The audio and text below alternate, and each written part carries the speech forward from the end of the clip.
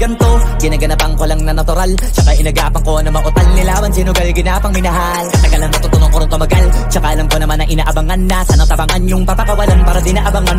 Kaso nga lang pala pa naman ang alabang kinalakihan na galingan ng galingan, kaya nakasanayan ko makabuo na madiin. Di ko na malayo na malayo na malayo na palayo. Narating patay ako na pailing. Mga naniwala di ko pwede biguin, di ko pwede pakitaan na bitin. Mga tingan na kalang busugin ko pa din kahit kabisado na kalitiin. Alam ko na may mata na nagbabantay kung paano ako sasablay. Matyagang nagtaantay kung kailan ako tatamlay at lalaylay. Yung mga laway na makita ako na mahina. Umay na manirang alay na manghila. Kasi nga walang pinakitang hindi pamatay.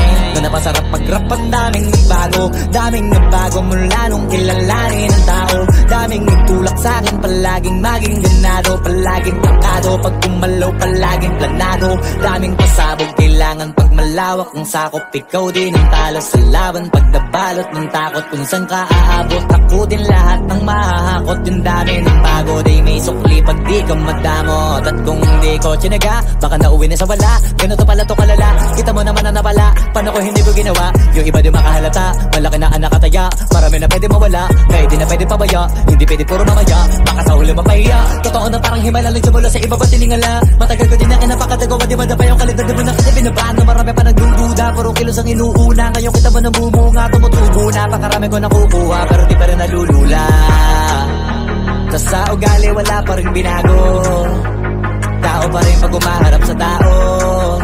Pero pag usapang rap pa, iba ko literal na may bago kong naabangan sa tuwing may ilalabas na bago. Yan ang ginawang pambawi sa nakikinig palagi, para mas lalo sila ganahan. Di yung mga bago ko hanapin, yung iba naman nabababawan. Pero di na para atupagin, di kasi nila maunawaan.